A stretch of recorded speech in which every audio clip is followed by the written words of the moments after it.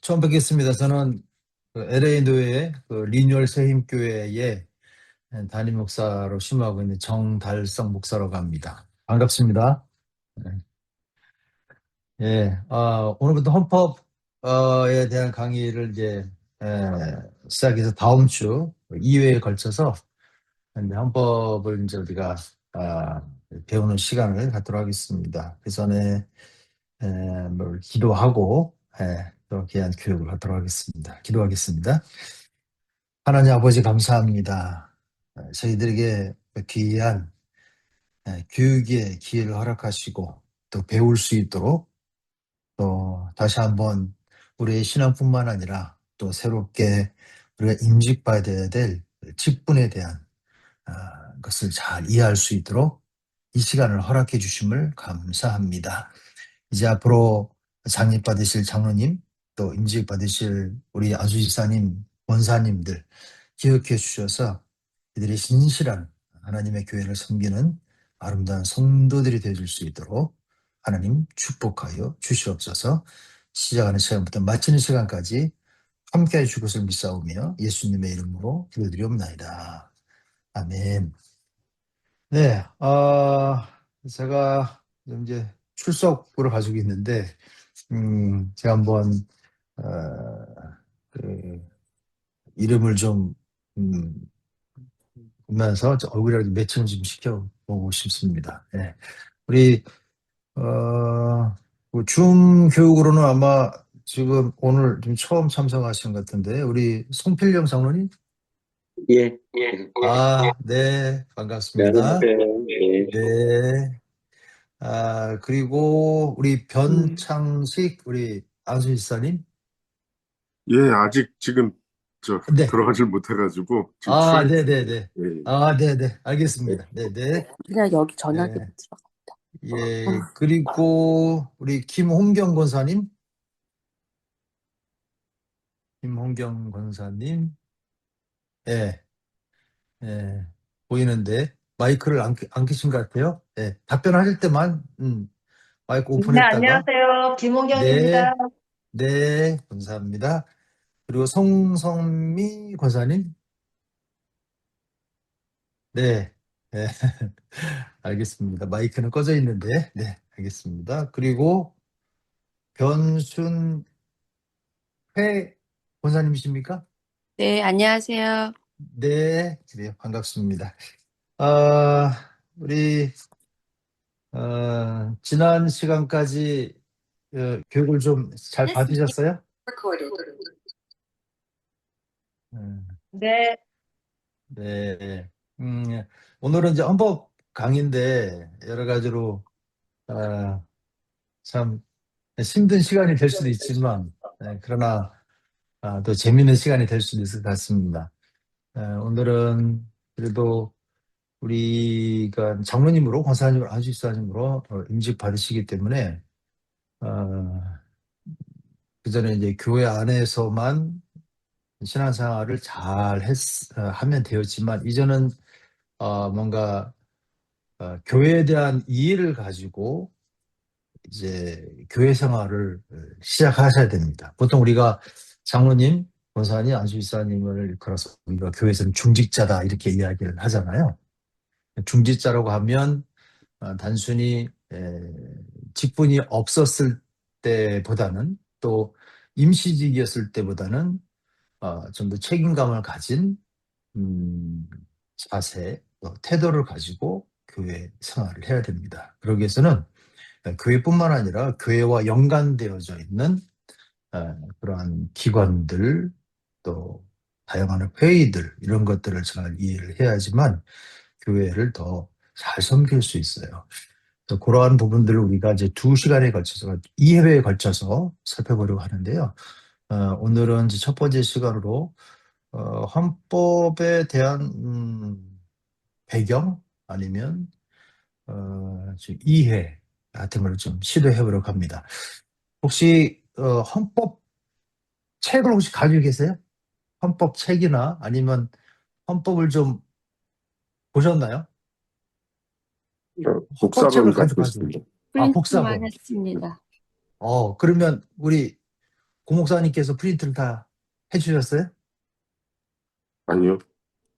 그러면 나름대로들 네, 구하셔서 페이지가 상당히 많을 텐데 네, 네, 잘하셨습니다. 아, 그러나 그 일반 책을 보는 것보다는 그걸 정말 읽기 위해서는 음, 인내심과 분명한 어떤 이해를 가지고 읽으셔야 되는데 이게 쉽지 않습니다. 특별히 그 앞에 있는 교리 부분부터 읽어 나가시려면 너무 힘들어요, 사실은. 그러나 매우 중요한 핵심들을 담고 있는데 어, 그래서 우리가 교리를 하나하나 살펴볼 수는 없습니다. 이번 시간에, 다음 시간에 그냥 아, 간략적인 배경이나 어, 일반적인 성격만 살펴보고 여러분들이 시간 되실 때 한번 읽어보는 것이 매우 중요합니다. 그러나 읽어보시면 특별한 것은 없을 거예요. 모르는 내용은 없을 것입니다. 장로님, 안주지사님, 권사님으로 임직 받으시는 분 정도 되면 교회 생활을 7년 이상, 거의 10년 이상을 하셨던 분들이기 때문에 대부분 아는 내용이지만 그러나 굉장히 중요한 내용들이기 때문에 간과할 수는 없다고 말씀드리고요. 우리가 본격적으로 살펴볼 부분은 이 정치 부분에 관해서 살펴보려고 합니다. 그렇다고 또 자세하게 뭐 항목별로 또 살펴보는 건 아니고 대략적인 거 살펴보고 또 여러분들이 질문하는 거 있으면 질문에 좀 답하고 또 다음 시간에는 조금 뭐 사례를 가지고 한번 이렇게 이야기를 해보는 그런 순서를 가지고요. 오늘은 그냥 아, 우리 장로교의 배경, KPC의 배경 뭐 이런 거에 대해서 좀 나눠보려고 합니다. 일단 제가 준비한 프린터가 있는데요. 네, 알겠습니다. 음,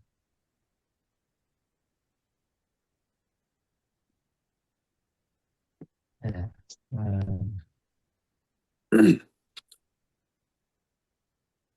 예. 아, 제가 이제 질문을 하나 하도록 하겠습니다. 혹시 여러분들 알고 있는 교단,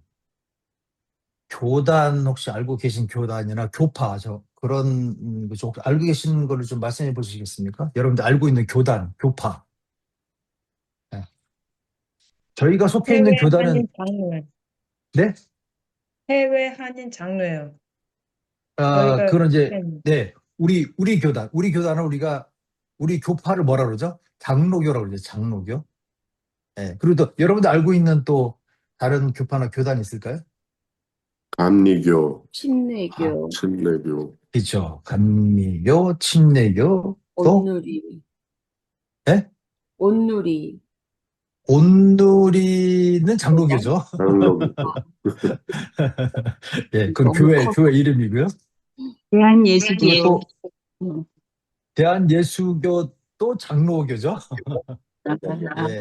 예, 예.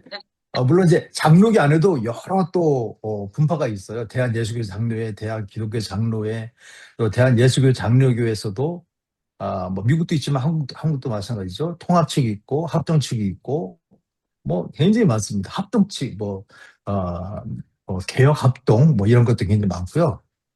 그리고 또 구세군이라고 하는 교파도 있죠. 구세군. 그리고 가톨릭이 있고 그리고 성공회라고 혹시 들어보셨습니까? 성공회? 예, 영국 국교회죠. 성공회라고 있습니다. 그리고 또 한 가지가 있어요. 러시아나 뭐 그리스에서 주로 이렇게 주로 활발하게 활동하는 교회인데 혹시 아세요? 러시아 뭐뭐 교회 이렇게 하는데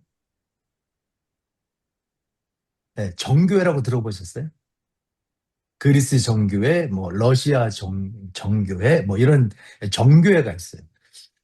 아주 다양한 형태의 교파 교단이 있습니다. 근데 우리가 언뜻 생각할 때는 하나님만 잘 믿고 또 하나의 성경을 가지고 믿는데 왜 이 교단 교파가 이렇게 많을까? 그리고 또 우리가 잘 아는 대로 또 이게 계속 분파되고 또 분리되고 뭐 그런 일들이 일어나고 있잖아요. 왜 그럴까요? 음, 저마다 그 교회를 이끌어가는 정치 형태가 다르기 때문에 그래요. 우리 정치하면 어때요? 우리 한국 사람들은 정치하면 굉장히 긍정적이고 바람직하게 받아들이기보다는 좀 싫죠. 그 정치에 대한 얘기를 하면 굉장히 싫어합니다. 그리고 또 특히 교회에서는 정치와 이야기를 하지 않도록 이야기합니다. 왜냐하면 정치 이야기를 하면 아, 이상하게 마음이 갈려요. 그죠? 정치의 힘보다 예수 그리스도의 능력이 어떨 때는 작게 느껴질 때가 있단 말이죠. 교회 안에서도 정치 이야기하다 보면 막 갈라지는 거예요. 서로 사랑하고 서로 하나 돼야 될 교회에서조차 그런 부분을 이렇게 오픈해서 이야기하기를 꺼려합니다. 한국 사람들은 정치에서 관심이 많은 반면에 오히려 더 극혐하고 싫어해요. 그런 유머가 있잖아요. 서울에 있는 한강물에 그 강도와 국회의원이 빠졌어요. 이제 여러분들이 구출해야 된다 그러면 누굴 먼저 구출해야 되겠어요? 네, 유머입니다. 강도를 먼저 구출한다는 거예요. 국회의원 일이 싫다는 거죠. 근데 요즘은 좀 바뀌었대요. 둘이 빠졌어요. 그러면 누구 먼저 건져야 되냐면 요즘 바뀌었답니다. 국회의원부터 건져야 된대요. 그 이유는 한강물이 오염되기 때문에 국회의원부터 구출해야 된다 이런 얘기 있어요. 그만큼 정치에 대해서 한국 사람들은 되게 안 좋은 반응을 보입니다. 그런데 사실상 정치라고 하는 것은 우리 삶과 굉장히 밀접되어 있잖아요. 그, 그 안에서 살아가는 거. 우리 미국에서 살아가고 한국에서도 살았던 경험이 있지만 우리도 모르게 그 정치의 세계, 정치의 문화 속에 그 중심에서 살아가고 있다고 하는 거예요. 그래도 미국에 살고 있잖아요. 미국은 어떤 정치주의를 채택해서 나라가 운영되고 있죠? 어떤 정치? 예, 민주주의 정치. 한국도 민주주의 정치잖아요. 그러니까 그러기 때문에 우리가 자유를 누리고 또 자본주의라고 하는 그런 형태 속에서 살아가고 있는 거예요. 그러니까 정치를 떠나서는 사실상 살 수가 없죠. 그러니까 정치도 나쁜 정치가 있고 좋은 정치가 있는 거예요. 나쁜 정치를 너무 많이 보고 또 거기에 대해서 어, 이게 좀 안 좋은 마음도 품고 있긴 하지만 그러나 어, 좋은 정치를 한다면 아마 사람들이 이렇게 극혐하지 않을 거예요. 되게 좋아하고 긍정적인 반응을 보일 수 있을 것입니다. 자, 그러면 아까 다양한 교파, 교단이 있다고 했는데 왜 그런 걸 존재하냐라고 말씀드렸을 때 정치 형태, 그 교회들을 이끌어가는 정치 형태가 다르기 때문에 그 다양한 교파, 교단이 생성돼서 오늘날에도 어, 있다라고 말씀드렸습니다. 그러면 이 교회의 크게 몇 가지로 그 교회를 이끌어가는 정치 형태가 있어요. 요거를 먼저 살펴보는 이유는 뭐냐면 왜 장로교가 우리가 몸담고 있는 장로교가 왜 필요한지 또 어떠한 정신에서 장로교가 나왔는지 또 그 장로교를 움직이는 그 메커니즘은 뭔지 이걸 알기 위해서는 다른 교단, 다른 교파, 다른 곳에 있는 그런 정치 형태를 좀 알아두는 것이 도움이 될 수 있기 때문에 그걸 살펴보는 겁니다. 네, 그러면 먼저 교직 위계주의라고 있어요. 교직 위계. 그러니까 이제 위계 질서, 그러니까 상급 하급, 그러니까 하이어키라고 그러잖아요. 예, 좀 수직적인 관계에 의해서 교회를 이끌어가는 그러한 교회들이 있죠. 대표적인 것이 로마 가톨릭이잖아요. 최고의 정점이 누가 있죠? 로마 가톨릭은 교주, 교황이 교황. 있어요. 교황. 교황이 있어요. 그죠? 예, 교황이 있고 또 로마의 교황이 있고 그다음에 각 나라별로 교황이 위임한 역할을 대행하는 각 나라별로 추기경이라는 사람들이 있습니다.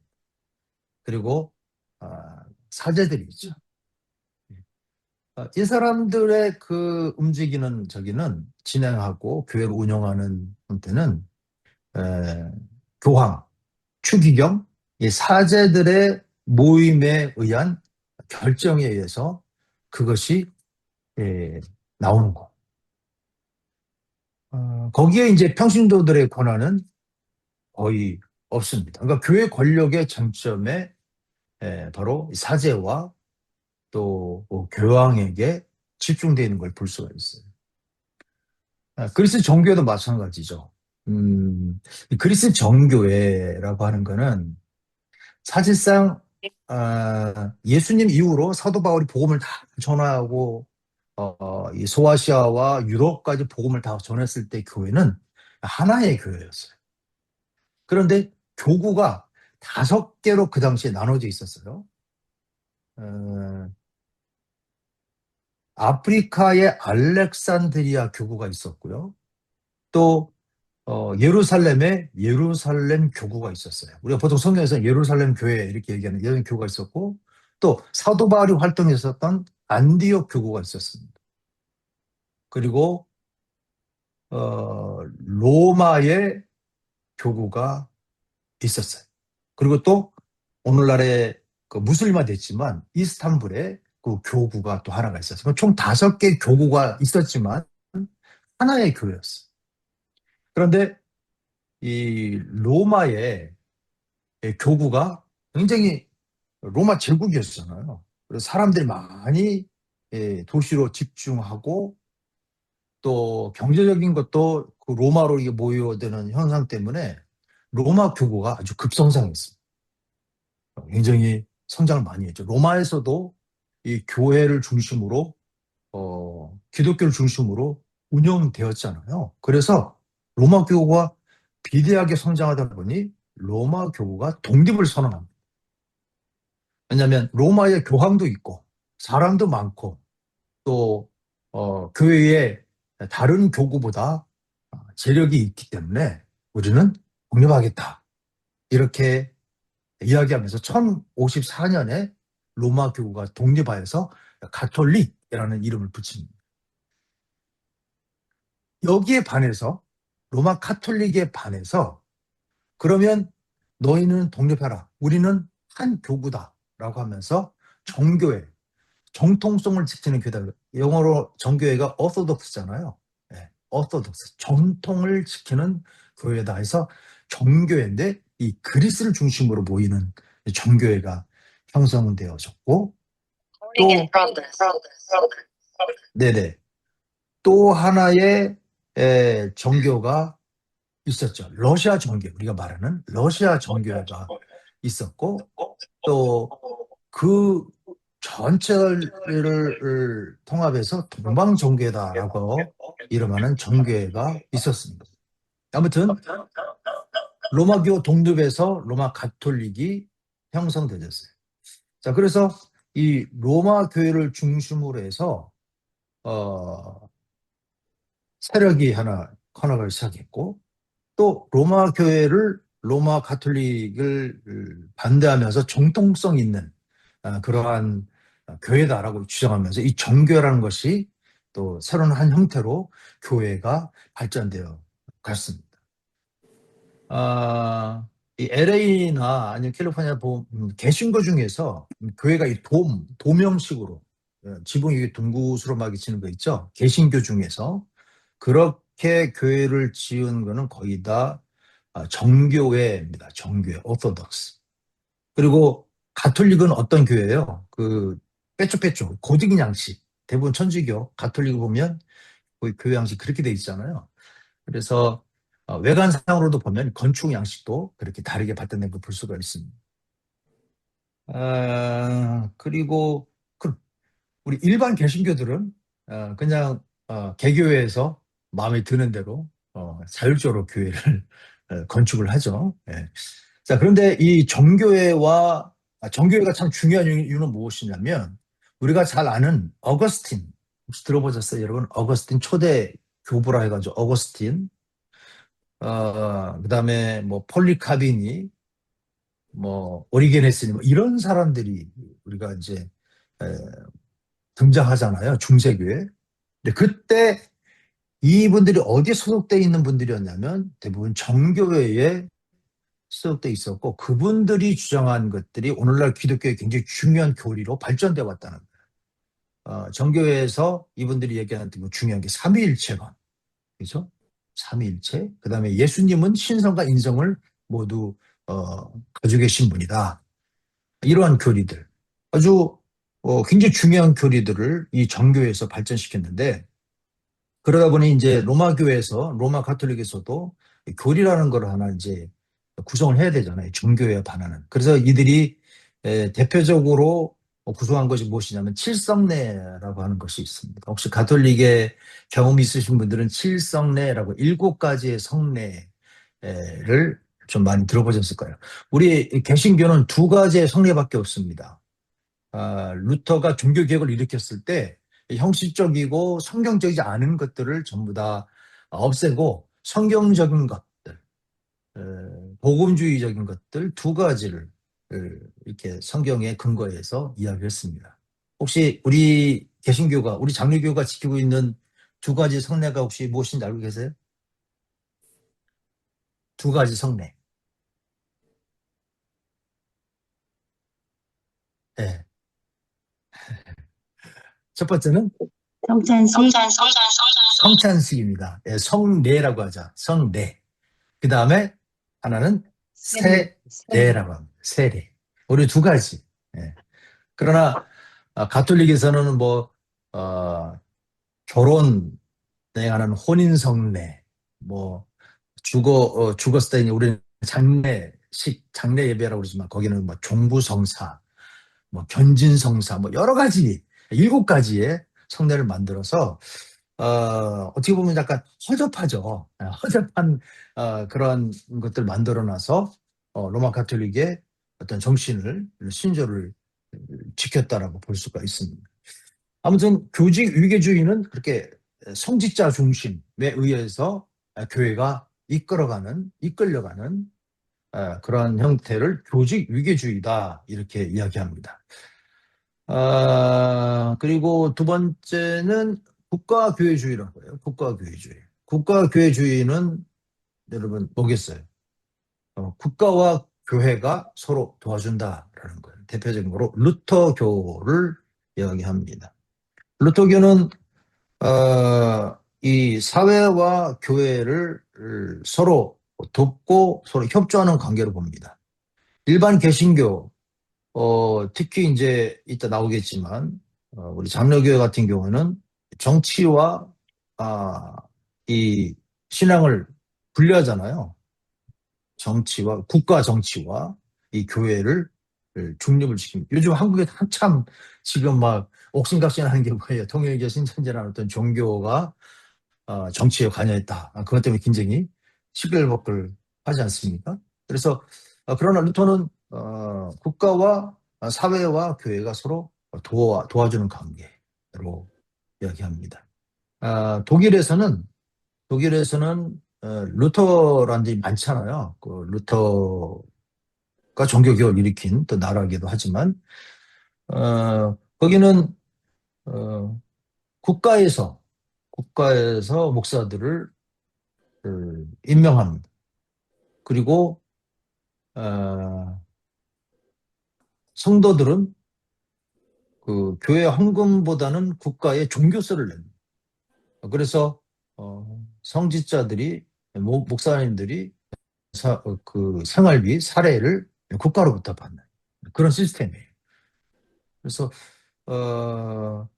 루터 교회에서 자체적으로 교회에서 해결할 수 있는 문제를 해결하지만 그 어떤 큰 문제가 생겼을 때 이 교회가 핸들하지 못한다 그러면 이거를 국가에 요청해서 그 문제를 해결하는 거죠. 그래서 루터교는 국가와 교회주의로 그렇게 이끌어갑니다. 근데 루터교에서는 굉장히 중요한 것이 있어요. 성경을 굉장히 많이 강조합니다. 성경 공부가 많아요. 루터교가 성경을 많이 합니다. 그리고 뿐만 아니라 그 교회와 더불어 그 학교를 많이 운영을 합니다. 루터 교회를 가보면 특징 중에 하나가 뭐냐면 교실들이 많아요. 예배드리고 각 방에 들어가서 성경 공부하는 거. 루터교는 굉장히 그런 것들을 강조하고 있다라고 보면 됩니다. 그리고 또 하나는 회중주의입니다. 회중주의는 영국 국교회 성공회죠. 성공회의 그 반대해서 퓨리탄 운동이 일어나잖아요. 그 한 무리 중에 대표적인 그 메이플라워를 탔던 사람들이 미국에 건너오잖아요. 그 사람들이 성공회, 영국 국교회에 대해서 반대, 지나치게 국가가 교회에 개입하는 것에 대해서 반대하는 운동이 일어나는데 그것을 퓨리탄 운동, 그들이 미국에 건너오게 되는 거죠. 오늘날 침례교가 회중주의의 또 대표적인 교회 중에 하나입니다. 침례교는 회중주의라고 그랬잖아요. 회중주의가 뭐냐면 가톨릭 같은 경우에 그 교회 권력이 어디 있다고 그랬어요? 사제들에게 있다고 그랬잖아요. 교황을 중심으로 한 사제들에게 집중돼서 그들에 의해서, 성직자에 의해서 이렇게 운영되어 갑니다. 그리고 아까 얘기했던 국가교회 같은 경우도 루터교 같은 그 국가의 도움을 받아서 교회가 하는 거죠. 근데 회중주의는 성직자도 아니고 국가도 아니고 회중들에게 있는 그 교회를 구성하는 회중. 미국에도 보면 컨그리게이셔널 처치라고 있어요. 회중 교회거든요. 그러니까 그 교회에서는 그 회중들이 회의를 해서 결정을 합니다. 그러면 거기에 대해서 교회가 운영되는 거죠. 대표적인 게 뭐냐면 일반적으로 우리 장로교 같은 경우는 뭐 기타 대부분 다른 교단도 마찬가지지만 신학교가 있습니다. 신학교에 가서 신학 공부를 다 마치고 소정의 어떤 과정을 겪은 다음에 안수를 받잖아요. 그래서 목사를 세워지고 그 목사님들이 물론 목사 받기도 전도사 때도 거의 교회 섬기는데 안수받은 분들이 이제 교회에 가서 심으를 하는 거잖아요. 근데 이 침례교에서는 참 특이합니다. 그 교회의 성도들 중에 한 명이 아주 성경 지식도 해박하고 또 이 스피치도 좀 잘하는 분이 있다면 그 회중에서 회의를 해서 그 사람을 목사를 세웁니다. 회중들이 안수해서 세우는 거예요. 그런 다음에 어떻게 해요?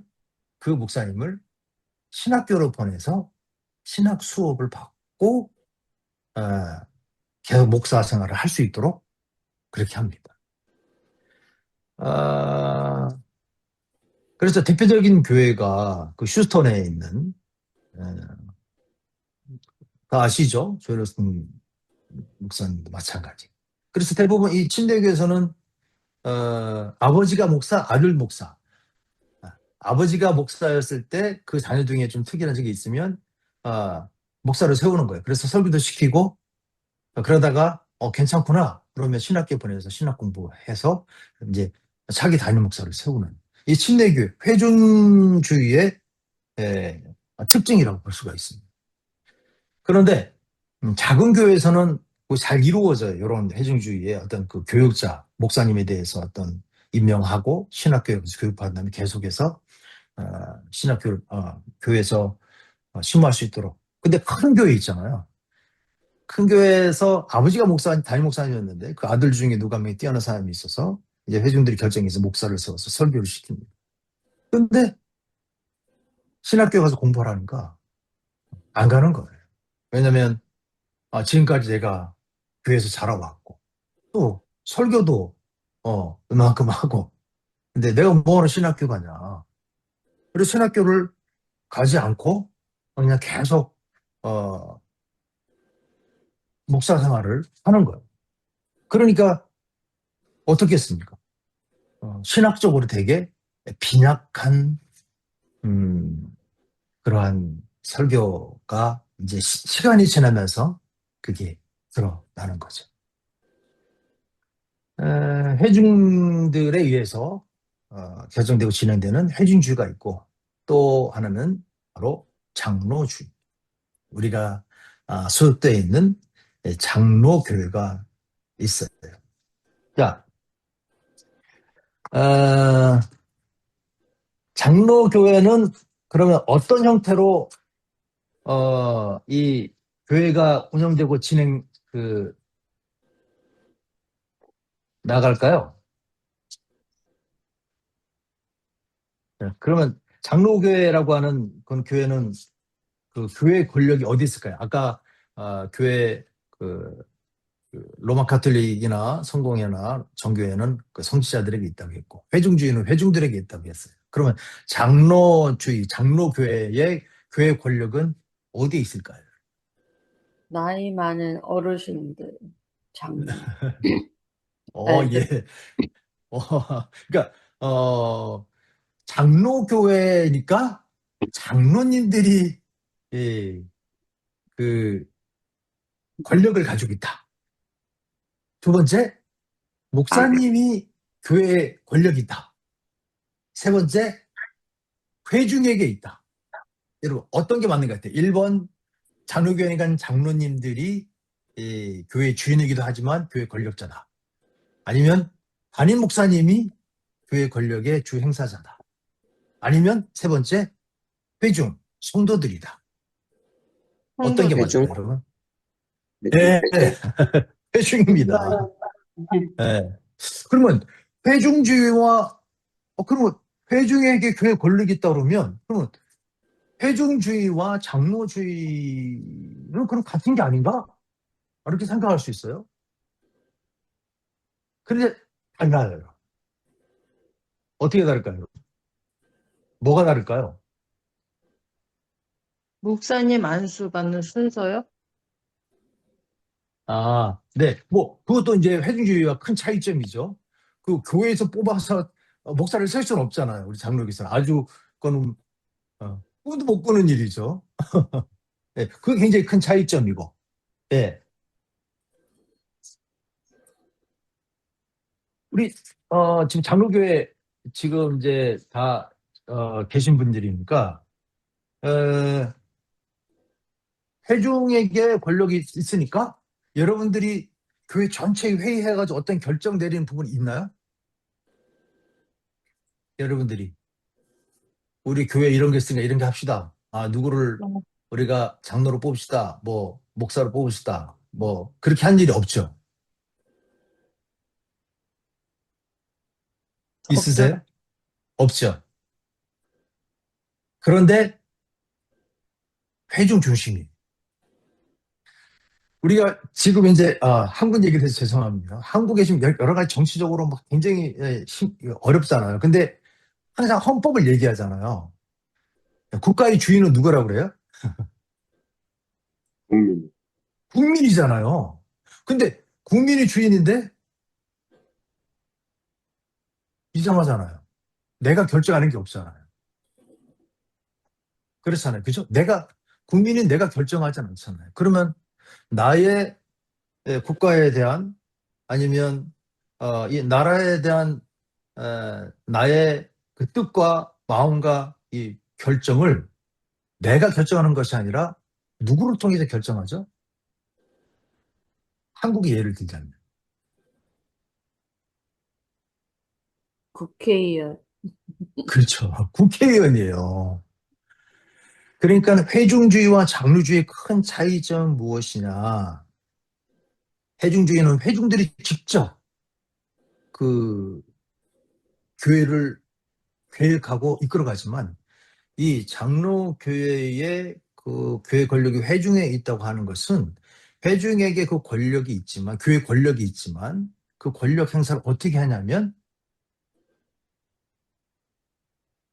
장로님, 안수집사님, 권사님들을 통해서 그 의견이 표출되게끔 하고 그분들이 그러면 장로님 개인, 그 다음에 권사님 개인, 안수집사님 개인 저마다의 주장함에 의해서 이게 되느냐? 그게 아닌 거예요. 장로교회는 이 회의라고 하는 걸 통해서 결정하게 되어져 있어요.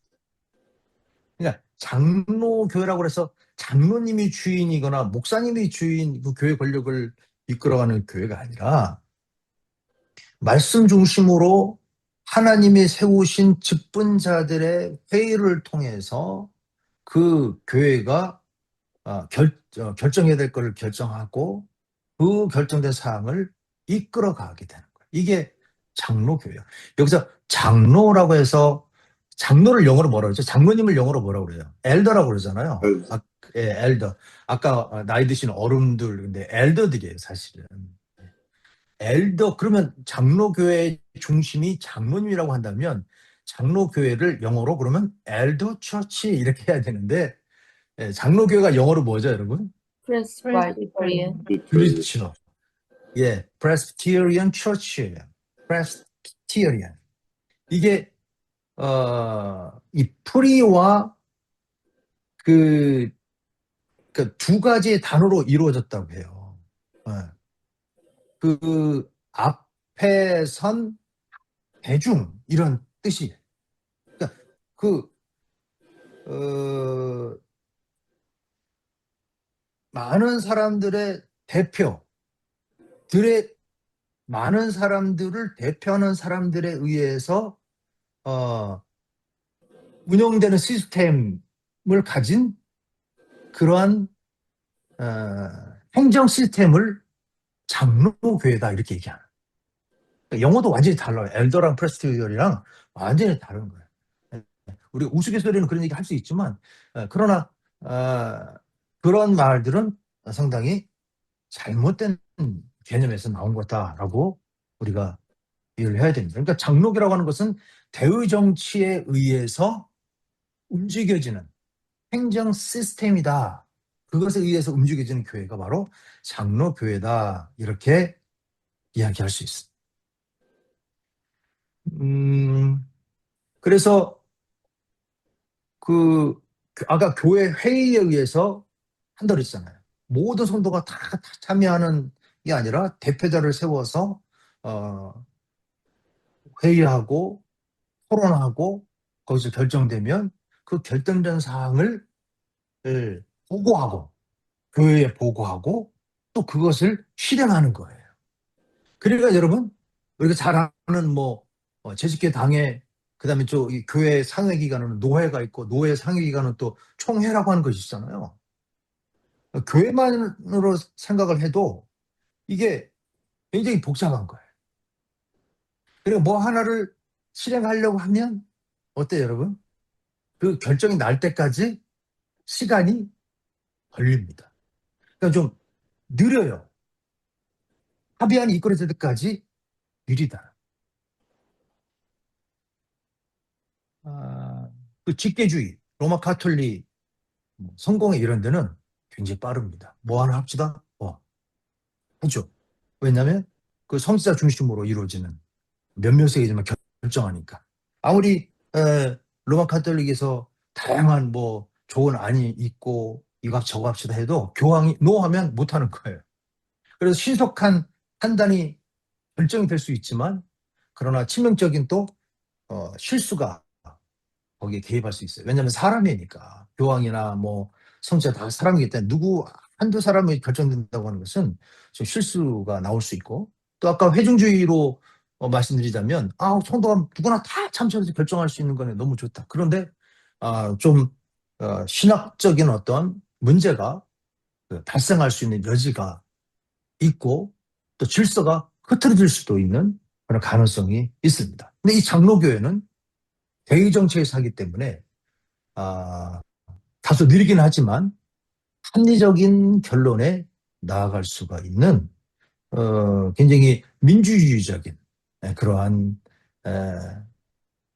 행정 시스템이라고 볼 수가 있습니다. 자, 그러면 이 프레스비테리언이 사실상 그 장로교 우리 KPCA가 장로교로 해서 미국에 있으면서 민주적인 어떤 대의 정치를 지향하는 장로교는 하지만 그 미국 장로교단 PCUSA라고 하는 그 교단과 비교해 봤을 때 비슷한 것 같지만 매우 다른 걸 볼 수가 있어요. PCUSA는 굉장히 행정적 시스템이 굉장히 발전되어 있습니다. 그 행정 시스템을 움직이는 것이 무엇이냐면 그들이 가지고 있는 헌법이에요. 우리가 오늘 헌법 배우는데 헌법의 체계에 의해서 그 모든 행정적인 문제를 해결해 갑니다. 자, 우리 한국도 민주주의고 미국도 민주주의 정책을 하잖아요.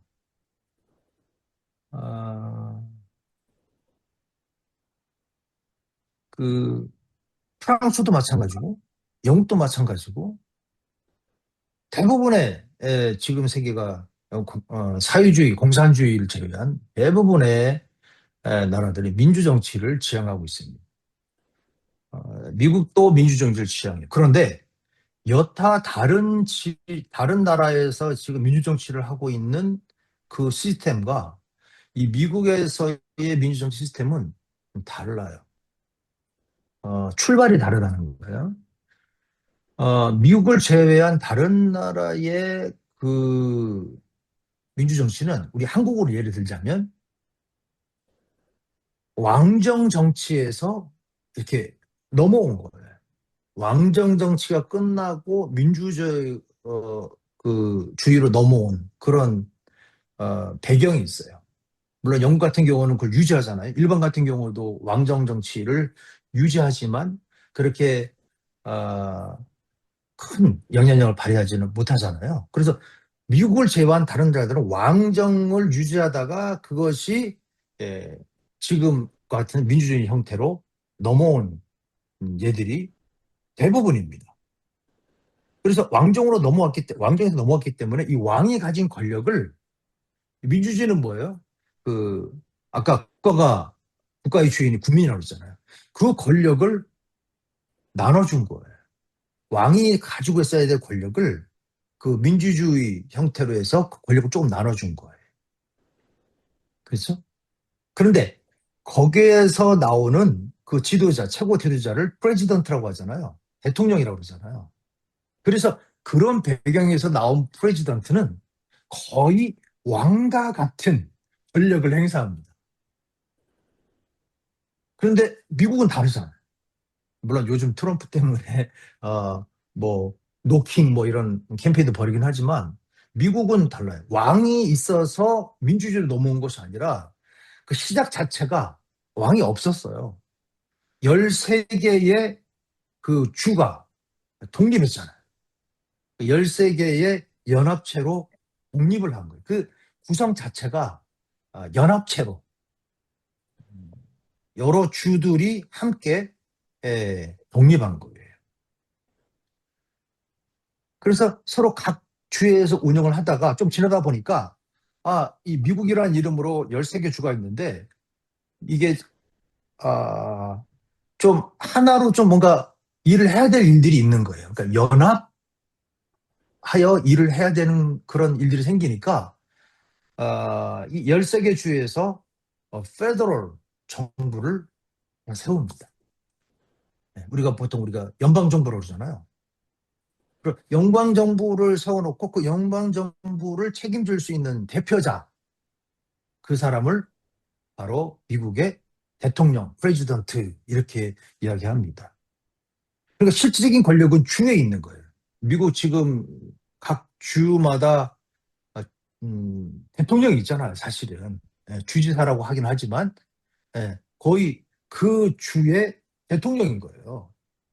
운영을 하면서 함께 해야 될 때는 페더럴 정부로 이렇게 뭉치기도 하고, 또 대통령이 권한을 행사하지만 주나 아니면 그 국회나 아니면 그 대법원의 굉장한 제재를 받잖아요. 우리나라 대통령, 기타 다른 나라의 수상 대통령보다 이 미국 대통령은 사실상 그렇게 권력이 많이 주어지지 않아요. 연방 국가였기 때문에 그 실질적인 힘은 주에 있다. 이렇게 볼 수가 있어요. 그래서 굉장히 그 과정이 대의 정치의 굉장히 대표적인 것들이 많이 나와 있는 걸 볼 수가 있습니다. 드러나는 걸 볼 수가 있어요. 물론 미국은 상원, 하원의원이 있어가지고 굉장히 또 복잡한 시스템으로 들어가잖아요. 그러니까 그 문제를 해결하기 위해서 뭐 대통령의 행정권이라는 거를 줘가지고 그 서명하면 바로 실행은 되지만 그게 또 제재가 되잖아요. 상원, 하원 또 아니면 법원의 제재가 되잖아요. 어떤 그런 복잡한 시스템을 가지고 있는데 그 시스템에 비슷한 것이 바로 이 장로교의 정치라고. 그러니까 회의 없이 단독 어떤 개인의 어떤 독단적인 행동으로 장로교는 그렇게 운영되지 않는다. 그 성도들이 있고 소위 말하는 중지자가 있잖아요. 그분들은 아까도 얘기했다시피 그분들은 위임받은 심부름꾼인 거예요. 어떤 장로님이 됐다, 안수집사님이 됐다, 권사님이 돼가지고 이제 내가 좀 권력을 내가 가질 수 있구나. 이거는 아닌 거예요. 장로교에서 말하는 그 대표자에게 주어진 권한은 아닙니다.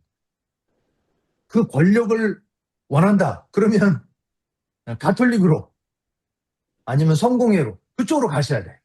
그래서 성직자가 돼야 됩니다. 그러면 파더라고 그러잖아요. 가톨릭은 아버지라고 부르는 거예요. 권력이 거기 있으니까. 힘이 거기 있으니까. 그러니까 장로교에서는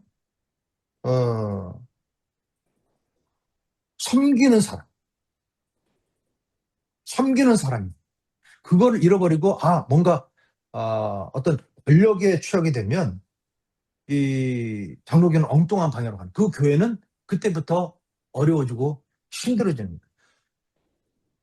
회를 통해서 나오는 결론이 합리적인 결론이라고는 하지만 그러나 그것이 잘 될 수도 있고 또한 잘 못 될 수도 있어요. 그렇지 않습니까? 잘 되면 별 문제 없잖아요. 근데 이게 잘 안 됐을 때가 문제인 거예요. 그럼 잘 안 됐을 때 어떻게 해야 돼요? 그걸 가지고 다시 회의를 해서 수정하여서 다른 안을 내놓고 그 안에 대해서 회의에서 나온 결론을 또 함께 추진해 나가야 된다는 거예요. 한두 사람에 의해서 한두 사람 기분과 어떠한 정서에 의해서 이게 자꾸 뭔가 이 대의 정치가 자꾸 흐트러지기 시작한다면 이 교회가 굉장히 혼란스러워져요. 그 교회뿐만 아니라 세상 정치의 나라의 공동체도 마찬가지죠.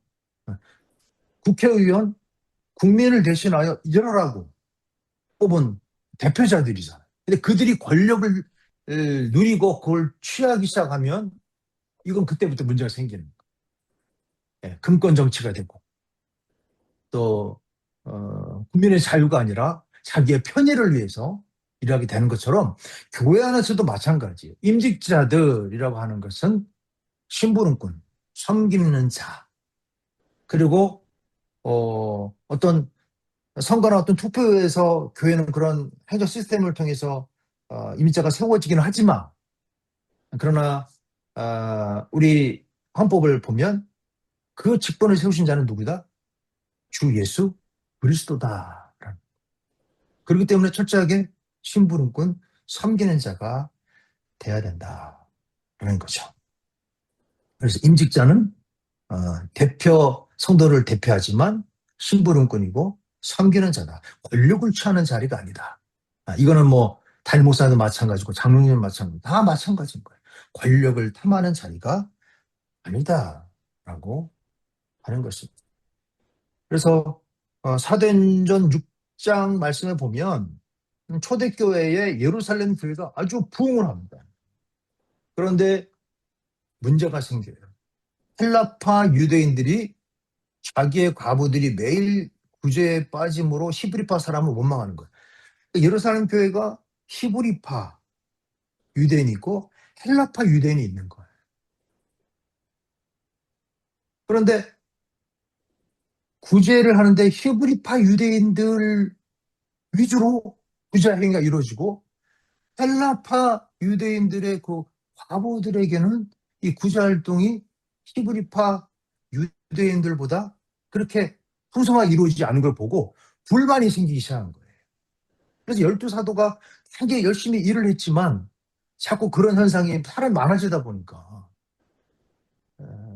12사도가 모여서 회의를 합니다. 그래서 본인들은 기도와 말씀하는 일에 집중할 것이고 그 일들을 대신하여 처리해 줄 7집사를 뽑자 해서 7집사를 세웁니다.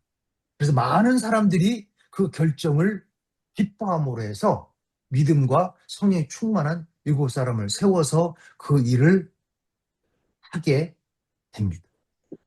이게 굉장히 중요한 그 회의, 문제 해결, 합리적인 안을 내놨을 때 모두 공동체가 기뻐하고 그 7집사들에 의해서 그 예루살렘 교회가 문제를 해결하고 또 이렇게 지나가는 걸 볼 수가 있어요.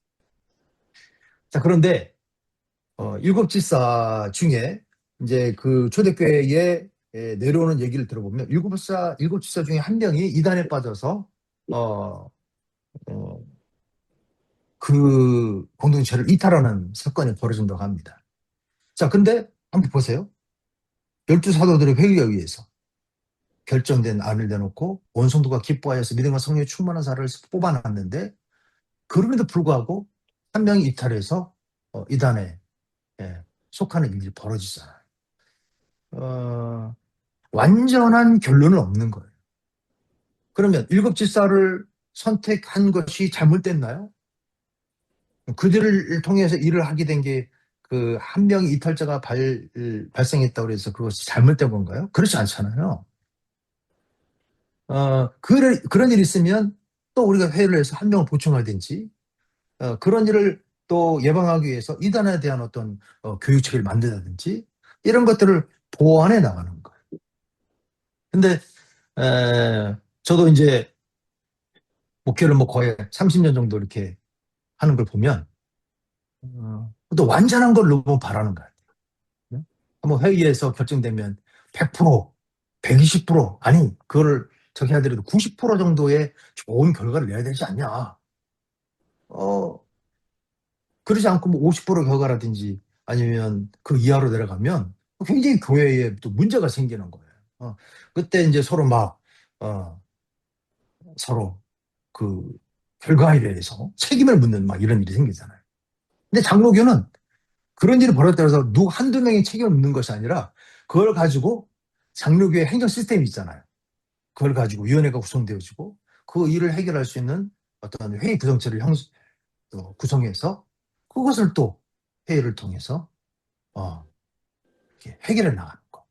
이게 장로교회의 전통이라는 거. 우리는 제가 서두에 말씀드렸지만 나쁜 정치만 봐가지고 자꾸 정치에 대해서 우리가 학을 뗀다, 혐오한다 이렇게 이야기하지만 좋은 정치를 하게 되면 모든 사람들이 더 유익하고 행복한 그런 삶을 살 수 있는 것처럼 교회도 마찬가지. 좋은 정치를 해야 돼. 그러기 위해서는 어떤 회의를 통해서 그리고 또 공동체의 결정에 의해서 따라가는 또 지원하고 협력하는 그런 성숙한 사람들이 필요하다.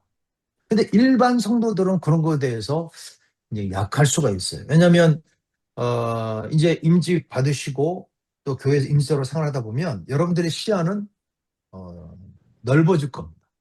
그리고 교회에 대해서 좀 더 책임감 있게 바라보기 때문에 문제들이 보이기 시작할 거예요. 더 큰 문제가 보이기 시작할 거예요. 사람에 관련된 문제도 보이고, 행정의 어떤 미비한 것도 볼 수 있고, 아니, 이렇게 하면 빨리 처리할 것 같은데 왜 이렇게 지지부진할까? 이런 생각도 많이 들 거예요. 그러나 그렇게 처리되게 이게 운영되어가는 시스템이 아니라는 거죠. 그래서 이 장로교회의 특징을 알아야 된다. 그리고 이해를 해야 된다. 그리고 그 시스템을 운영해 나가는데 그 근간이 되는 것이 무엇이냐? 헌법이다. 네. 헌법을 막 고시공부하는 것처럼 막 이렇게 막 쫓아가면서 외울 필요는 없지만, 그러나 어떤 문제가 있었을 때, 어떠한 갈등이 일어날 때는 헌법을 보면서 그것을 해결해 나갈 수 있다. 그리고 이 헌법의 굉장히 중요한 배경이 되는 건 무엇이냐면 바로 교리라는 거. 그러니까 헌법이 왜 나왔느냐? 이 교리에서 나온 거예요. 이 교리는 또 뭐냐? 성경 말씀이라는 거. 그러니까 성경 말씀에 벗어난, 교리에서 벗어난, 헌법에서 벗어난 그 일들을 자꾸 개인의 어떤 고집과 또 이익 때문에 자꾸 주장하다 보면 갈등이 된다. 그것이 문제가 된다. 장로교회에 대한 특성을 이해를 하시면 좋을 것 같습니다. 자, 장로교회의 가장 특징이 뭐다? 대의 정치다. 대의 정치 형태를 띠는데 그 대의 정치 형태의 대표적인 분들이 목사님, 장로님, 안수집사님, 권사님. 그래서 교회에 이제 이건 다음 시간에 뵐 건데 당회라는 것이 있습니다. 그것은 목사님과 장로님들이 그 회의를 주최를 하고 또 재직회라는 것이 있잖아요. 재직회. 재직들, 목사님, 장로님, 권사님, 안주집사님, 서리집사님, 직분 받은 그분들, 재직들이 모여서 하는 회의가 있어요. 그러면 일반 성도들도 참여하는 회의는 어떤 회의일까요? 그렇죠. 공동회의. 그 교회에서 가장 큰 영향력을 미칠 수 있는 회의는 당회일까요? 재직회일까요? 공동회일까요? 공동회의. 공동회의가 가장 파워풀한 기분입니다. 네. 그래서 그 부분에 대해서는 이제 그 교회 7위 기간 그 회의에 대해서는 다음 주에 살펴보도록 하겠습니다. 네, 그리고 우리가 속해져 있는 교는 장로교죠. 장로교회인데 우리 장로교회의 이름이 어떻게 되죠? 아까 처음에 말씀하셨는데 우리가 속해져 있는 해외 한인 장로교회. 네, 해외 한인 한인 장로교. 네. 장로교. 맞습니다. 우리 KPCA 해외 장로회 장로교가 언제 생긴지 혹시 아세요? 그러니까 뭐 이제 중요한 건 아니지만 우리 그 KPCA가 1976년 8월 달에 76년이에요. 그러니까 올해로 거의 한 50년 되나요? 네. 내년 되면 50년 되네요. 창립한 지, 세워진 지. 시카고에서 이 교단이 형성됐어요. 그래서 선호회, 우리는 LA 노회잖아요. 로스앤젤레스 노회인데 선호회가 73년 가장 먼저 생겼어요. LA에 나상영락교를 중심으로 선호회가 구성되어 있고, 그 74년대 중앙노회가 있었고요. 그 다음에 캐나다, 1975년 캐나다 동노회라는 것이 이 세 개 노회가 모여서 한인 장로회 미주 총회를 발족을 시켜요. 그래서 이제 진행해 오다가 오늘날에 이르게 됐는데, 그러면 노예별로 이렇게 해서 하면 되는데 왜 노예들 모여서 총회라고 하는 큰 조직체를 구성했느냐. 그 당시에 이 한인들이 굉장히 많이 이제 이민을 오기 시작했던 때이기 때문에 그 이민 교회들이 비약적으로 성장하는 그런 때를 맞이하게 되는 거예요.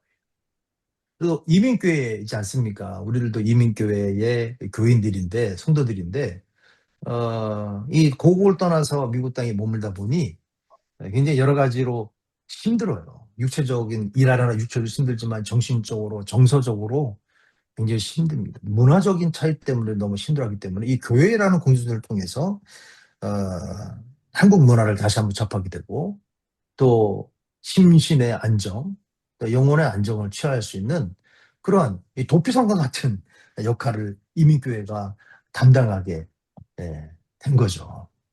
그런데 사람이 많이 몰려들다 보니까 아까 사도행전 6장에 나오는 그런 예루살렘 교회처럼 이 많이 모여들다 보니까 어때요? 이게 이제 소위 말하는 목숨이 큰 사람들이 자꾸 나오기 시작하니까 아 이거 안 되겠다. 그래서 노예별로 모여서 총회라고 하는 큰 조직체를 만들어서 이 헌법을 구성하게 되어지고 어떠한 규를 만들어서 이 교회를 질서 있게 만들게 되는 그런 시작을 하게 된다는 거죠. 그래서 KPCA는 한국 교회의 연장이기도 해요. 왜냐하면 1954년도 제가 새헌법을 만들지 않고 1954년도 그 이전에 만들었던 대한예수교 한국 장로의 헌법을 갖다가 사용하게 됩니다. 이것은 뭐냐면 그대로 한국 교회의 장로기 전통을 이제 이 이민교회에서도 계승하겠다 그런 의미가 있는 거죠. 예. 그래서 KBC가 형성되어져서 이렇게 내려오게 되어진 겁니다. 그런데 이제 요것만 하고 좀 잠시 쉴까요? 원래는 미주 한인 장로교였어요. 장로회, The Korean Presbyterian Church in America라고 원래 78년도에 결정해서 2008년까지 KPCA 똑같이 이니셜은 똑같지만 그 구성 내용은 달라요. 그러니까 미국에 있는 한인 장로 교회였지만 2009년도에 이것을 개명합니다. 세계, 해외, abroad잖아요. in America를 빼고 abroad, 해외 한인 장로회로 이름을 바꾸게 됩니다. 그래서 이 세계 전 지역에 있는 그 교회들이 전부 다 이 KPCA, 뭐 유럽에도 있고, 뭐 남미도 있고, 뭐 캐나다는 마찬가지고 전 세계에 흩어져 있는 아주 굉장히 큰 교회가 되어졌어요. 그래서 2025년 12월 현재 이 KPCA에 22개 교회가 있고요. 그 다음에 교회는 약 한 470개 정도 교회가 있어요. 물론 코로나를 통해서 많이 좀 없어진 교회들도 있는데 약 470교회. 근데 목사님들은 한 984명 정도 있고요. 성도들은 한 8만 1,000명 정도. 그전에는 한 9만 명 정도 됐다고 그랬는데 그 정도 이 굉장한 크기를 가지고 있는 교단입니다.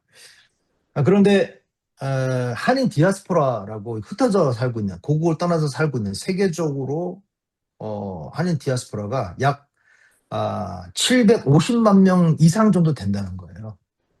근데 750만 명 중에 이 KBCA 물론 이제 다른 교단까지 합하면 더 많아지긴 하겠지만 이 장로교 해외 한인 장로회에 소속되어 있는 교인이 8만 1,000명이라고 그랬잖아요. 그러니까 한 1% 정도. 그 안에 이제 보통 우리가 25% 정도를 우리가 이제 그 교회 다니는 분으로 성도들로 우리 계산하잖아요. 뭐 다른 교단 뭐 다른 다 합하면 될지 모르겠지만 한 1% 정도의 해외 한인 장로교의 교인들이 한 디아스포라 중에 있다라고 봤을 때 우리가 이제 믿는 사람보다 믿지 않은 사람들이 아직도 더 많은 그런 시대를 살아가고 있다라고 보여집니다. 그래서 이렇게 선교의 사명도 계속적으로 우리가 유지하고 발전시켜야 되지 않나 그런 생각을 갖게 됩니다.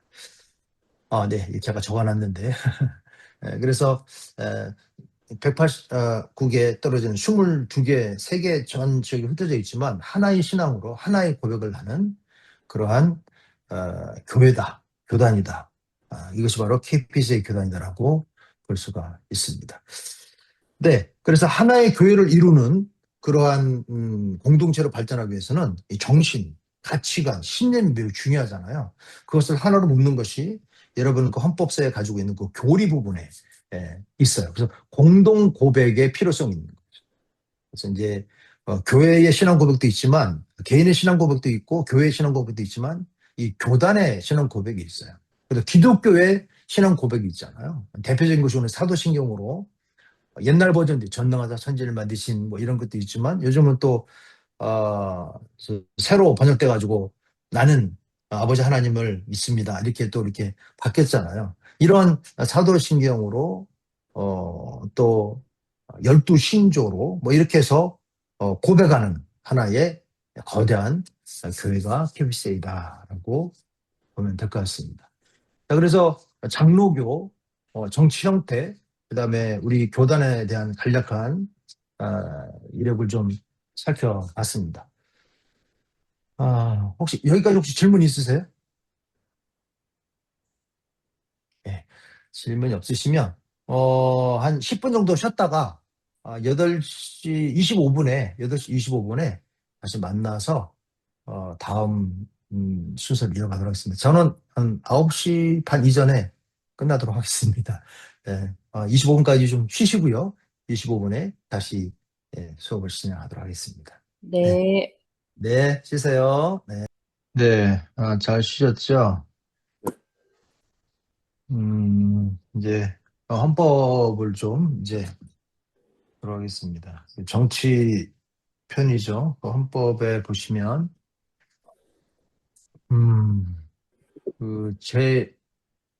그 1조 들어가기 전에 해외 한인 장로교의 정치 원리는 다음과 같다. 본 정치 원리는 교회의 머리를 내시는 예수 그리스도의 인격과 그분의 말씀에 근거한다. 이렇게 명시되어 있습니다.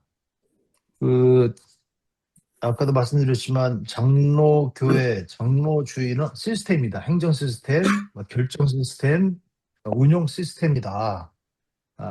그래서 교회 권력의 중심은 회중, 성도들인데 그 성도들이 일일이 그 권한을 행사하는 것이 아니라 대표자, 대의 자를 뽑아서 그 성도들의 의견을 대변하고 또 교회의 중요한 결정할 수 있는 것들을 그분들의 회의와 그분들의 결정을 통해서 교회가 운영되도록 한다. 장로교회 굉장히 중요한 대의 정치에 의해서 움직여진다. 근데 그걸 움직이는 것이 바로 헌법, 지금의 정치라고 말씀드렸고 그 정치를 움직이는 것은 교리다.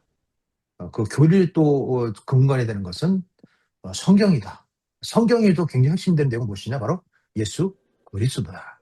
그래서 교회의 머리를 우리가 예수 그리스도다 이렇게 우리가 이야기를 합니다. 굉장히 중요한 거, 이 출발점이 이것임을 항상 우리는 기억을 해야 됩니다. 교회는 아까도 말씀드렸다시피 목사 중심이 아니에요. 장로 중심도 아니에요. 다수결의 중심도 아니에요. 그리스도의 말씀 중심으로 이루어진 대의자에 의해서 나아가는 거예요. 다수결이 하나님 뜻이다. 성경에 보면 그렇지 않죠. 오히려 다수 때문에 문제가 되는 경우가 성경에서는 많이 나타납니다. 우리가 가데스 바네아에서 애굽 땅을 12명이 정탐하고 돌아오잖아요. 그때 이 땅은 하나님께 주신 땅이기 때문에 우리는 들어가서 그 땅을 취하자라고 이야기했던 2명, 여호수아 갈렙 외에 10명의 정탐꾼, 그 12, 어떻게 보면 족장이죠. 리더예요. 그들 대표하는 리더들이 10명에 의해서 결정돼 버리잖아요. 그러니까 온 회중이 밤새도록 원망하면서 통곡하게 되는 거죠. 하나님은 그것을 보고 다수결의 어떤 원칙에 의해서 그걸 결정하신 것이 아니라 신앙 있고 믿음 있고 하나님 말씀 중심으로 그 상황을 판단했던 이 두 사람의 손을 들어주시면서 그 이스라엘 전체에 대한 하나님의 그 징계 절차가 40년에 걸쳐서 이루어진 걸 볼 수가 있습니다. 늘 말씀 중심이 아니에요. 아까 루터교회에서 국가와 사회와 더불어 교회가 서로 상호 협력하는 관계다라고 이야기는 했지만 루터교 자체에서는 굉장히 성경 공부 중심의 그 교회를 운영해 나갑니다. 계속 그 말씀을 공부하고 그 말씀 가운데 하나님의 원리를 발견하도록 굉장히 힘쓰는 게 루터교라고 했는데 오늘날에 저희 교회도 마찬가지지만 오늘날에 이 성경 공부가 많이 희석화되어졌어요. 이 모여서 하는 지금도 우리가 줌을 통해서 이렇게 이야기하는데 나름대로의 어떤 시대에 맞는 좋은 또 이 툴이 줌이라고 하는 그 프로그램이 있어서 우리가 이걸 이용하지만 그러나 이 성경 공부에 있어서 굉장히 중요한 것은 이 교사와 학생, 그 다음에 목사와 성도들 간의 어떤 이런 인터액션, 그게 굉장히 좀 역동성이 떨어지잖아요. 그래서 그런 것들이 그러다 보니까 자꾸 이게 성경 공부들이 약화되는 현상은 일어납니다. 개인적인 개인의 경건의 훈련을 또 그렇게 열심히 해야 되는데 이민자의 생활이 또 여러 가지 힘들고 어렵지 않습니까? 그래서 몸이 힘들게 일하는 경우도 있지만 그 문화적 차이에 의해서 오는 그런 스트레스, 그 문화 적응에 관한 아무리 미국에 오래 살았다 할지라도 미국이 굉장히 낯설잖아요. 그것에 대해서 늘 정신적으로 필요하기 때문에 걔네 경건 훈련을 한다는 것도 굉장히 또 어렵습니다. 그런데 우리 신앙생활의 모든 중심은 말씀에서 나온다는 거예요. 말씀. 아무리 유명한 사람이고 교회 영향력 있는 사람 할지라도 이 말씀에서 벗어나는 거를 한다면 그거는 굉장히 교회에 큰 문제가 되는 거예요. 고심거리가 되는 거죠. 그래서 우리가 헌법이라고 하는 것을 이제 쭉 읽고 그것에 진행하지만 그 중심은 말씀이다라고 하는 것을 꼭 기억에 들어가 있습니다. 자, 1조에 어떤 사항이 있을까요? 우리 아주이사님, 우리 그 변창식 지사님께서 한번 그 1조에 어떤 내용이 있죠? 양심을 주재하시는 분은 하나님 분이시다. 네. 오케이. 그러니까 이제 헌법 정치편의 제1조가 양심의 자유를 이야기하고 있잖아요. 양심의 자유. 여러분, 양심이 뭘까요? 선한 마음이잖아요. 물론 사도 바울이 로마서에 그 화인받은 양심이다 해가지고 죄를 범한 인간에게는 양심조차도 불태워져 무감각하게 됐다 이렇게 이야기하는데 그러나 복음을 받아들이고 구원받은 우리 백성들에게는 하나님의 백성들은 이 양심이라는 것이 워킹하기 시작하죠. 그 개인의 양심이 굉장히 중요합니다. 우리 하나님을 믿고 하나님 중심으로 신앙생활을 하긴 하지만 이 개인의 이 자유가 억압되지 않습니다. 어떤 교주를 따르는 뭐 예를 들면 한국의 뭐 통일교라든지 신천지라든지 이건 괜히 개인의 자유를 되게 제한하잖아요. 그런데 우리 정력에서는 그거를 인정하는 거예요. 그 양심조차 또 이것이 다른 쪽에서 이게 억압한다면 굉장히 그거는 장로교가 아니죠. 그런데 그 선한 양심, 선한 마음까지도 하나님이 주관하신다. 이게 굉장히 중요해요. 그런데 양심의 자유가 있다고 해서 개인주의로 또 나가면 안 되는 거죠. 네. 누구든지 나의 양심의 자유를 침해하지는 못하긴 하지만 그렇다고 해서 내 개인의 것을 주장하거나 그것을 고집해서는 또 안 된다는 거죠. 침해할 수는 없지만 그것을 또 하나의 특권이라면 주장해서도 안 된다. 굉장히 이게 어렵습니다. 우리 또 저도 한국 사람이긴 하지만 되게 다혈질적이고 불의를 보면 이제 못 참고 이 불의라는 것이 내가 봤을 때 불의 그걸 못 참아. 근데 굉장히 이게 임직자는 특별히 그 개인으로만 살아서는 안 되는 거죠. 그러니까 임직을 받기 전에, 그러니까 이제 직분을 가지기 전에는 어떤 어, 나만 잘하면 되는 거, 소위 말하는 나만 잘하면 되는 거죠. 임직자들은 나만 잘해서는 안 돼요. 또 내가 잘하는 것이 최선이다. 이 생각도 사실상 위험합니다. 왜냐하면 일단은 임직자들은 공동체를 생각해요. 공동체 하면 교회를 생각합니다.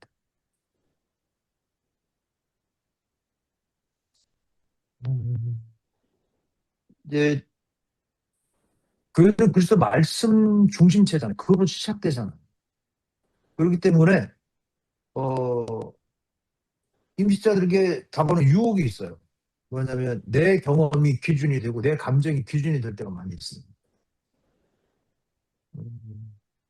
직분을 가지 않을 때는 잘 몰랐지만 임직받고 이제 권사로 안수집사로 장로님 딱 되면 아까 제가 그랬잖아요. 눈이 이제 교회를 보는 눈이 이제 넓어지고 또 구체적으로 보게 되어지고 또 거기서 디시전 메이커로 장로님들 또 현장에서 또 주도적인 책임을 가지고 일하시는 안수집사님들 권사님들 하다 보면 여러 가지 일들을 이제 보게 돼요. 보게 될 때, 뭐 1년 차야 이제 순종하고 선계자르지만 2년, 3년, 4년, 4, 5년, 뭐 5년, 10년 되면 어떻겠습니까? 네. 이제 그때부터 이제 내 경험이죠. 또 내 기준. 이 경험과 기준이 어디서 나오는 거야? 교회에서 성경 공부를 통해서 말씀 가운데에 이루어진 그 말씀 중심의 어떤 경험과 기준 일을 하면 잘 모르겠는데 그 경험과 기준이라는 건 무엇이냐면 교회에 있는 시간보다 가정에 있는 시간보다 내 직장에서 보내는 시간이 많잖아요. 직장에서 얻어지는, 직장에서 경험하는 거기에서 세워진 그 기준을 그대로 교회에 가져와서 그대로 적용하는 사람들이 있어요. 엔지니어들은 이 따지죠. 아주 그냥 일일이 따지. 글자 하나, 숫자 하나 가지고 막 따지. 그 은행가나 재정 담당하신 분들 굉장히 또 꼼꼼하시죠. 또 사업하시는 분들은 또 이렇게 탁탁 이게 또 이렇게 던지는 그 모험가형도 많고 또 그런 것들을 자꾸 교회에서 개인 스타일로 자꾸 뭔가를 적용시키려고 한다면 이제 그때 여러 가지 부작용들이 나타날 수가 있습니다. 그래서 헌법이 이야기하는 건 무엇이냐? 양심의 자유를 이야기하지만 너의 생각대로가 아니라 그리스도의 말씀과 교회의 그 공적인 합의로 그 일을 해나가야 된다. 이거를 계속적으로 이야기하고 있습니다. 네. 그리고 두 번째는 교회의 자유에 대해서 이야기합니다. 교회의 자유. 개인에게 양심의 자유가 있는 것 같이 어떤 교파 또는 어떤 교회든 교회의 위패 규칙, 세례 교인의 자격, 교회의 정치 조직을 예수 그리스도께서 가르쳐 주신 정신에 의해서 만들 자유가 있다. 이런 거. 이게 어떤 교회 질서를 얘기하는 거죠. 그 선한 마음과 선한 의도는 굉장히 지지돼야 되고 또 격려되어져야 맞습니다. 그러나 그것이 공동체 속에서는 질서가 따라야 돼요. 여러분 10명이면 10명, 20명, 20명 모여서 얘기하다 보면 다 다르잖아요. 우리 가족들도 다 달라요. 자녀들도 한번 다 키워보셨겠지만 자녀보다 다르잖아요. 막 그 특이한 자녀들은 어떻게 제가 내 자녀일까 하는 그런 자녀도 있을 것이고 또 너무 또 우리가 바라지도 않았는데 잘 나가고 또 공부도 열심히 하고 잘하는 분을 보면 어떻게 또 저런 애가 우리 집에서 나왔을까 이렇게 되잖아요. 다 달라요. 교회에서도 저마다 선한 의도, 이것도 좋은데 저것도 좋은데 합시다 해가지고 이렇게 하는 게 아니라는 거예요. 질서 속에 그 회의도 질서 속에서 이루어져야 되잖아요. 자기의 그 의견만 고집하다 보면 회의가 안 되잖아요. 그것이 이제 교회의 자유, 질서 속에 들어 있다라고 보여줍니다. 그러니까 이제 우리의 임직자들의 언어도 좀 바꿔야 되는 게 뭐냐면, 임직하기 전에, 직분 받기 전에는 내가 보기에는 이런데 이렇게 얘기할 수 있어요. 내 생각에는, 내가 볼 때는 이렇게 이야기할 수 있지만, 임직을 받은 후에는 우리 교회에서는 어떻게 이 일을 처리했을까? 교회 회의에서는, 뭐 당회에서는, 재직교에서는 어떻게 이 일을 이렇게 처리해 나갔지? 더 구체적으로 얘기하자면 헌법에는 어떻게 얘기하고 있을까? 헌법에서는 어떻게 이야기하고 있지? 이거를 생각 줄 알아야 돼. 그렇게 말을 해야 된다. 그리고 내 생각, 내 기준을 이야기하다 보면 그때부터는 여러분들이 이제 임직 받으시면 여러분 개인이 아닌 거예요. 장로님은 그 교인의 30명당, 50명당, 30명당 한 분? 네. 그러니까 장로님 한 분에 30명이 이렇게 뒤에 백그라운드에 있는 거죠. 장로님 한 분이 실족하면 30명이 그냥 무너진다고 생각하시면 돼요. 목사님이 한번 실족해버리면 전체 교인이 상처받는 것처럼 내가 개인이 아닌 거예요. 아주 일사님은 그 속한 부서의 사람들. 권사님도 마찬가지. 혼자 개인적인 생각을 가지고 임해서는 안 된다. 라는 걸 말씀드리고 싶고요. 그 다음에 직분의 본질이 무엇이냐. 이제 4조에 나오죠. 4조에 보면 교회의 머리 되신 예수 그리스도께서 사역과 덕을 세우기 위하여 그분의 몸된 교회에 직분자를 세우셨다. 누가 직분자를 세우셨다고요?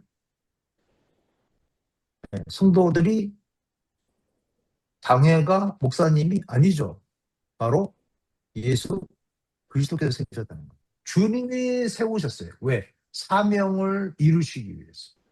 그래서 아까도 얘기했잖아요. 권력을 취하는 게 아니다. 장로, 아주일사, 권사님들은 권력을 취하는 게 아니에요. 내가 이제 이 권한을 취했구나. 이걸 행사해야 돼. 이게 아니라 책임인 거예요. 섬김인 거예요. 이거를 잊어버리면 아름다운 공동체가 흔들려요. 그런 예들이 사실상 많이 벌어졌고 벌어지고 있습니다. 안타깝죠. 아까도 이야기했지만 좋은 의도, 강한 확신, 이것이 질서를 무너뜨리는 거예요. 여러분, 교회의 문제를 일으키는, 여러분 교회나 저희 교회는 그런 분이 없겠지만, 문제를 일으키는 사람들의 유형 중에서 교회에 와서 예배만 드리고 그냥 가는 사람들이 문제가 되는 게 아니라 열심히 특심인 사람들이 문제가 되는 게 많이 있잖아요. 왜냐하면 확신이 있어요. 내가 해야 되는 거. 그래서 질서를 자꾸 무너뜨리는 거예요. 질서를 자꾸 불편스러워하는 거. 누군가가 자기가 이야기하면 그것이 너무 싫은 거. 그러다 보면 질서가 무너지게 되잖아요. 그럼 교회는 사람 중심으로 흘러갈 수밖에 없습니다. 왜 우리 교회는 누구누구에 의해서 흘러갈까? 사람 중심으로 흘러갈까? 이건 굉장히 분명하게 문제의 소지를 담고 있는 거예요. 그러니까 임직자들은 그 생각, 좋은 의도 강한 확신이 들지만 이것이 무엇을 통해서 발현돼야 돼요? 회의를 통해서. 나는 좋은데 공동체적으로는 그것이 안 맞을 수도 있어요. 또 너무 좋은 의도와 강한 확신을 가진 사람들이 많이 그걸 가지고 다양한 걸 이야기하다 보면 어때요? 뭐 10가지가 나올 수도 있고 5가지가 나올 수도 있잖아요. 교회 역량은 2가지밖에 못해. 그런데 내가 분명히 이건 너무 좋다. 이거는 해야 된다. 선한 의도로 본인이 이야기하지만 교회 역량은 두 가지밖에 못하기 때문에 나머지 세 가지나 그 외의 것들은 다음으로 유보한다든지 아니면 그것을 못하게 될 수 있는 거. 근데 자기 의견이 묵살됐다고 그래서 거기에 대해서 분한 마음을 품으면 안 된다는 거. 네, 분한 마음. 이미 있잖아요. 질서 안에서 섬기는 훈련을 해야 돼. 근데 질서 안에서 섬길 수 있는 그 근본적인 마음이 어디서 와야 되냐면 말씀에서, 신앙에서 나와야 되는 거. 이 신앙과 말씀이 나오지 않으면 한계가 존재합니다. 내가 나의 열심과 나의 충성스러운 마음으로 교회를 섬기고 성도들을 섬기는 이것이 몇 년 가지 않아서 메말라 버리는 거. 신앙이 고갈되는 거죠. 그럼 그때부터 매너리즘에 빠지게 되어지는 것이고 또 어떠한 권력에 내가 이제 장로, 안수집사, 권사다라는 생각을 가지고 서류 집사들에 대해서 좀 겸손하게 대한다든지 청년들에 대해서 나보다 이제 나이 어린 자들에 대해서 그렇게 대한다.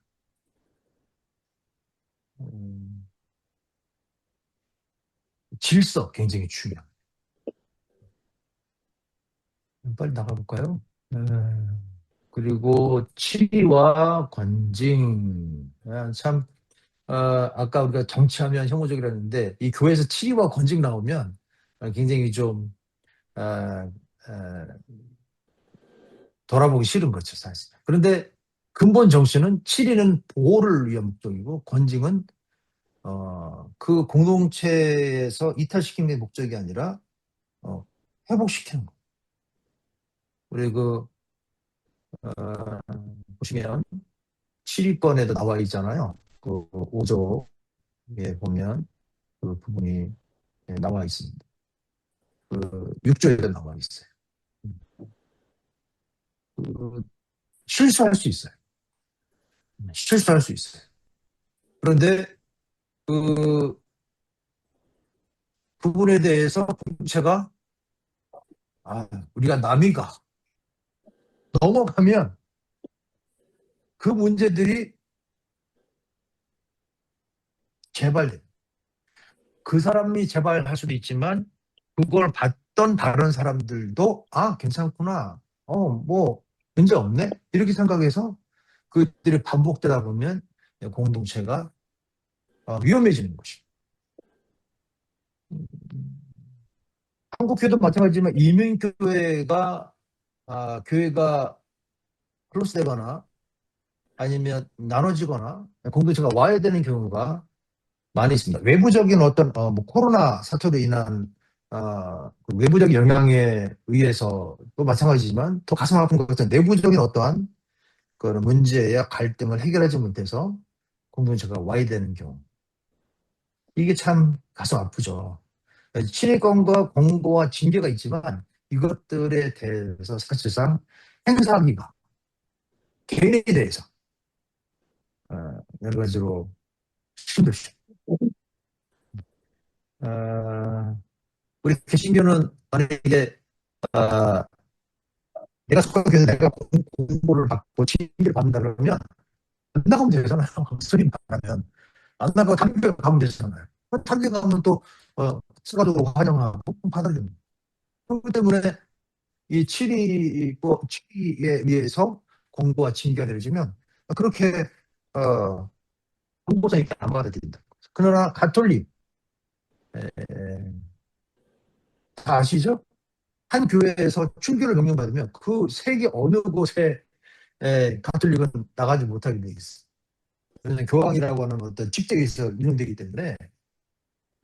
그리고 또 출교가 아니라 성찬 금지. 그 사람은 그 매주일마다 예수 그리스도의 피와 살을 받아먹지 못해요. 천주교, 가톨릭은 합체서를 받아들입니다.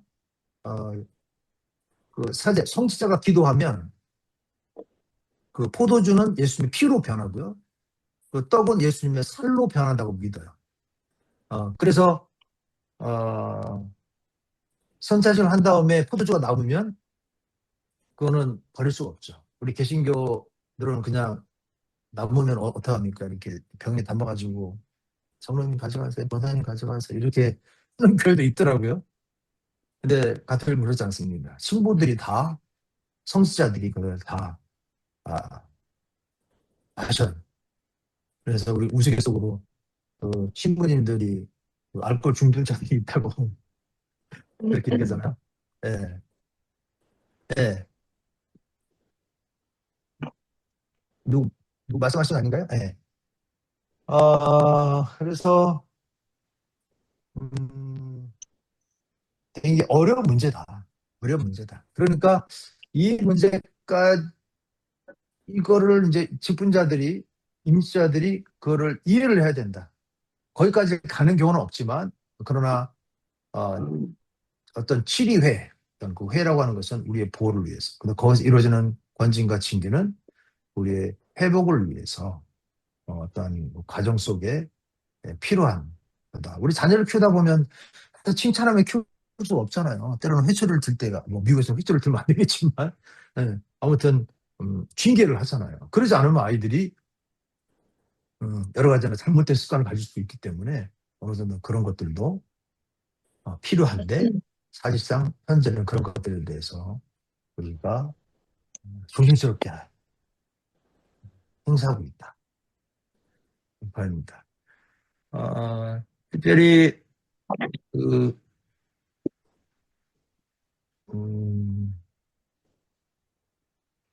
교회에 관한 부분들 있잖아요. 이장에 관한 부분들은 우리가 실제적으로 사실상 그 속해져 있는 교회의 부분을 설명하긴 하지만 특별히 10조에 있는 그 세례교인 15인 이상 있을 때 이제 그 교회로 노회에 가입할 수 있다. 그리고 15년 밑으로 떨어진 상태로 3년이 계속 하게 되면 이제 기도처로 변경합니다. 이런 자세한 얘기들은 뭐 한번 쭉 보시면 교회에 관한 부분들은 어렵지 않습니다. 그리고 12조 보실래요? 12조. 교인 구분, 우리는 사실 이런 구분들을 잘 하지 않는데, 원익교인, 유아세례교인, 아동세례교인, 세례교인, 이렇게 이제 구분해 놨잖아요. 근데 여기서 아동세례교인은 들어보신 적 있으세요? 우리가 유아세례교인은 들어봤죠. 유아세례는, 제가 학생 때는 36개월 미만, 뭐 이렇게 했는데, 지금은 5세 미만. 5살 미만은 유아세를 받을 수 있고, 또 5살에서 13살. 그러니까 이제 주일학교 학생이죠. 그들에게도 아동 세례를 줄 수가 있어요.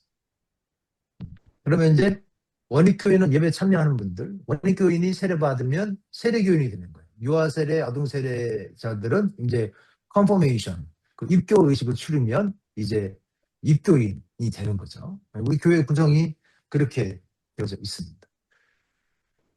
네. 그리고 그래서 이제 옛날에는 네네 질문 있는데요. 네네네 말씀하세요. 네, 이따가 질문 시간이 있으면 제가 기다릴 수 있는데 이따가 할까요? 아니 하세요. 네, 괜찮습니다. 왜냐하면 지금 음. 계속 공부를 하면서 느낀 네. 거는 저희가 시험을 본다고 들었어요. 네네네네.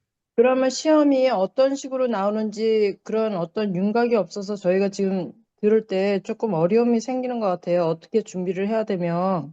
음, 그, 지금 너무 그 지난주에 지금까지 신조 수업하셨죠, 신조. 신주했어요. 그러면 그 수업 마지막에 뭐 이렇게 문제 내시고 같이 풀고 그러지 않으셨어요? 요리 문답 있었어요. 요리문다. 네, 오케이. 그거 아마 이제 저도 다음 주에 이제 네, 끝날 때 한 10문제, 15문제를 이제 이렇게 놓고, 한번 이제 풀어보라고 할 거거든요. 네, 근데 이제 거기서 나올 거예요.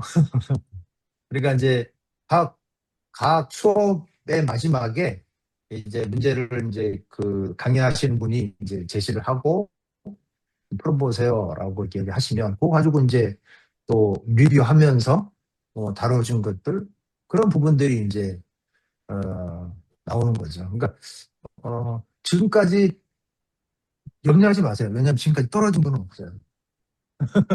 왜냐하면 지금 네, 들으면서 너무 이게 네, 굉장히 광범위하고 사실 저는 어렵거든요. 네, 네, 네. 그래서 이게 음, 시험하고 관련이 된다면 어떻게 준비를 해야 되는지 그런 음, 윤곽이 안 음. 들어오니까 네, 예, 예, 예. 예, 근데 지금 이제 들으면서 어려운 점이 생기는 것 같아요. 네. 그러니까 이제 여기서 다뤄지지 않은 문제는 시험 문제 나오지 않고요. 그리고 또 제가 설명하지 않고 넘어간 거는 안 나와요. 걱정하지 마세요. 왜냐면 이제 여기서 뭐 교인의 의무, 교인의 뭐 해가지고 이렇게 자격 있잖아요. 항중직원 뭐 7세까지 뭐 할 수 있고 또 뭐 목사는 25살부터 할 수 있고 뭐 장로님들은 뭐 몇 년 신부에 몇 년 뭐 그런 거는 안 나와요. 네, 걱정하지 마시고 오늘 제가 이제 그 파워포인트 넘기면서 하는 것들이 있잖아요. 그거 중심으로 제가 다음 주 하고요. 그 다음에 다 알려드려요. 알려드리고 또 리뷰할 때 그때 한번 더 강조하니까 염려하지 마세요. 알겠습니다. 예. 네, 네. 오케이. 그리고 우리가 지금 헌법을 다루고 있는 이 헌법은 2016년도 판이에요. 2016년도 판.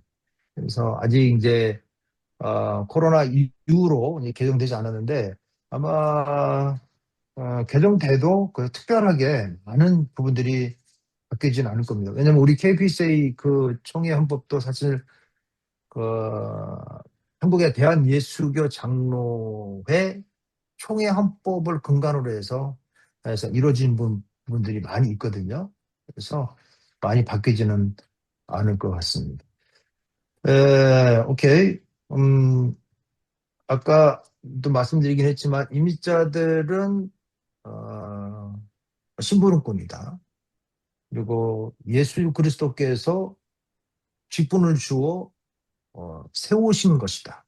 아, 교인들이 투표와 어떤 선거의 과정을 통해서 선출되긴 했지만 그러나 우리가 믿는 신앙의 고백으로는 예수님께서 각자에게 사명을 주어 그 직분을 세우신 거예요.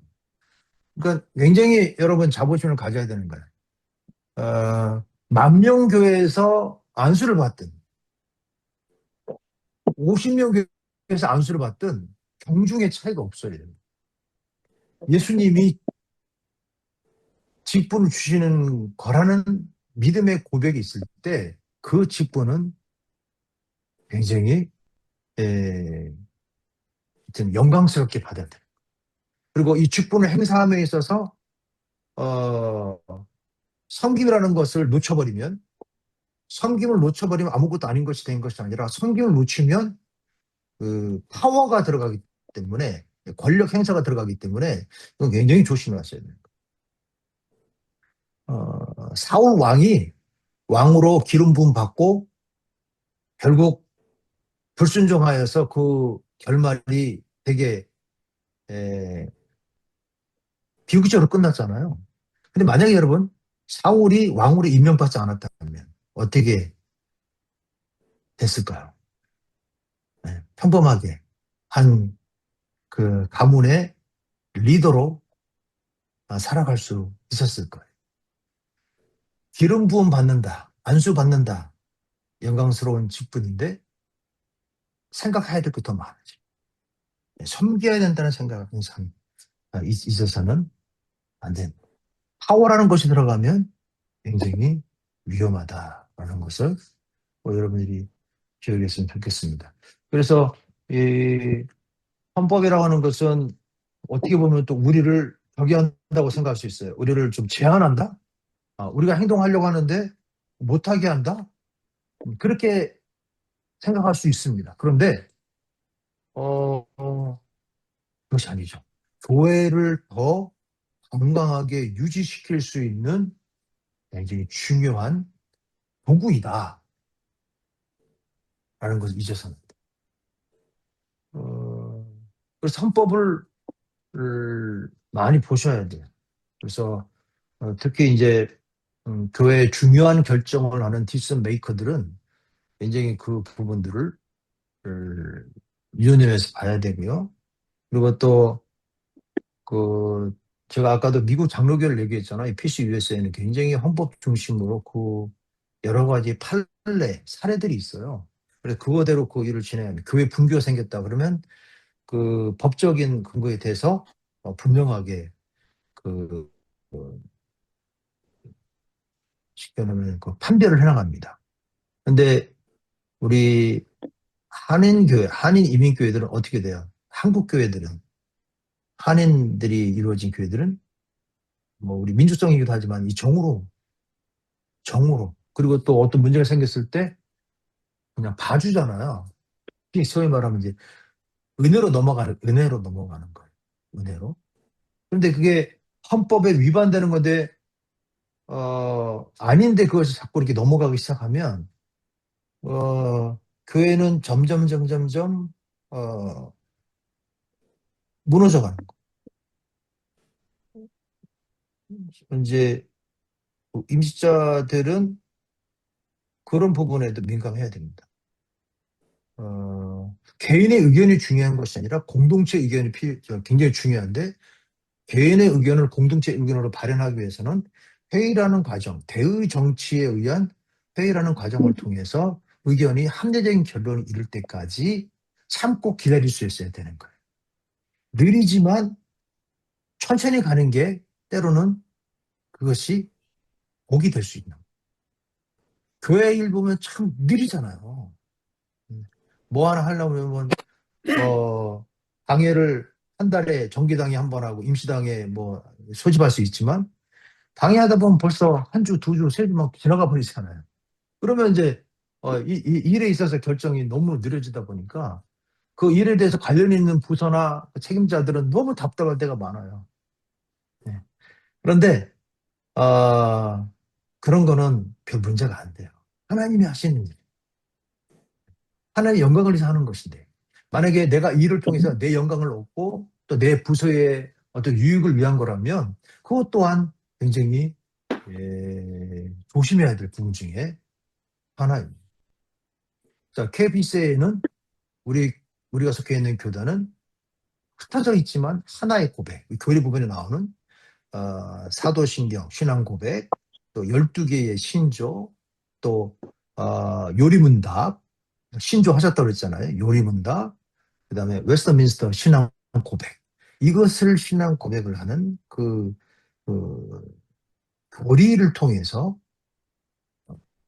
묶여진 그 하나의 고백을 하는 장로교회다라는 꼭 기억하시고 헌법은 교회를 건강하게 유지시키는 수단이다. 그리고 임직은 권한을 얻는 자리가 아니라 언약, 섬김, 성경의 약속을 교회를 통해서 실현하는 거기에 일꾼으로 부름받은 사람들이다 라고 하는 것을 꼭 기억해야 될 필요가 있습니다. 이제 지금까지 좀 몇 가지 간단하게 살펴봤거든요. 이제 다음 주는 좀 치리회라든지 직분자들에 대해서 좀 더 자세하게 살펴보도록 하겠습니다. 지금까지 좀 했는데요. 질문하실 거 있으세요?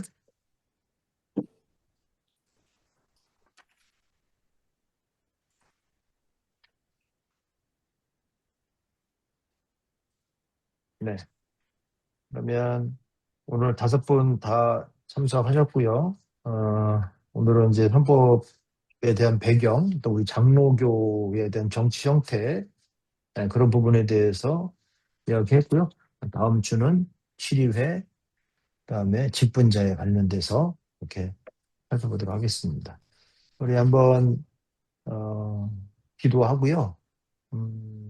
우리의 한번 잔잔하게 좀 모두 다 한번 기도는 좋겠습니다. 우리 임직자로, 전무님으로, 안수시장님으로, 권사님으로 세움을 받는데, 그 임직이 사람이 세운 것이 아니라 예수님에 의해서 세움받은 직분자임을 잊지 않고, 또 예수님의 또 귀한 은혜로 세움받은 직분이기에 잘 섬기고, 또 이제는 나만 생각했다면 이제는 공동체를 생각할 수 있는 그러한 직분자가 되게 하시고, 또 그러기 위해서는 우리가 신앙 고백, 신조 이런 것들 분명하게 알아야 되고, 또 개인적으로 고백해야 되고, 또 헌법을 통해서 교회가 운영해야 되는 그 시스템을 잘 배워서 아름다운 교회, 우리가 마지막 세대를 살아가고 있는데 이 교회가 하나님을 위해서 하나님 나라를 세우는 데 앞장서게 하는 그런 교회 되게 해달라고,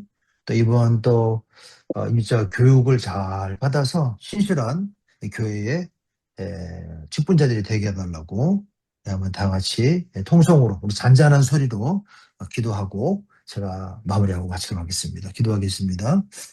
하나님 아버지 감사합니다. 선하신 주의 은혜를 바라보며 의지하며 나가는 하나님의 귀한 백성들 가운데 함께 해주시고 오늘은 충만하게 역사해 주시옵소서.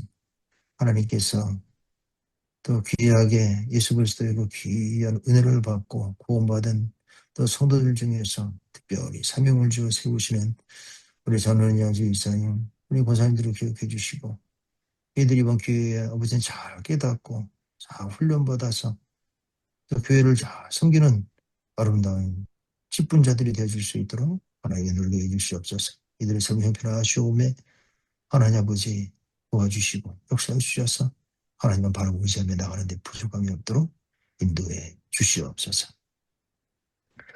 하나님 아버지 감사합니다. 오늘 헌법에 대해서 또 헌법을 이루는 근본 정신에 대해서 또 우리가 속해져 있는 장로교회에 대해서 또 한번 살펴보고 점검할 수 있도록 인도하심을 감사합니다.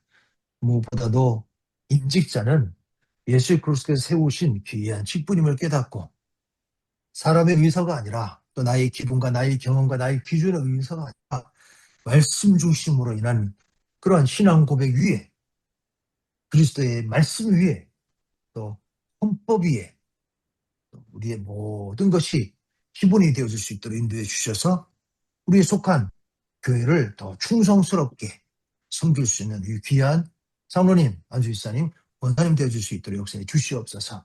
여러 가지 피곤하고 지친 가운데 있지만 힘주시고 그렇게 소생시켜 주셔서 아름다운 일들을 하는 공동체적으로 서로 합력하여 선을 이룰 수 있는 우리 귀한 분들이 되어줄 수 있도록 축복하여 주시옵소서. 다음 시간, 마친 시간, 또 다음 만나는 시간까지 함께 해주시고 충만한 은혜 가운데에 감사함으로 나가는 모든 우리 성도님들 되어줄 수 있도록 함께하여 주시옵소서. 감사드리며 예수님의 이름으로 기도드리옵나이다. 아멘. 네, 오늘은 좀 일찍 끝났습니다. 다음 예. 주에는 좀 더 자세하게 알차게 또 테스트 좀 보도록 하겠습니다.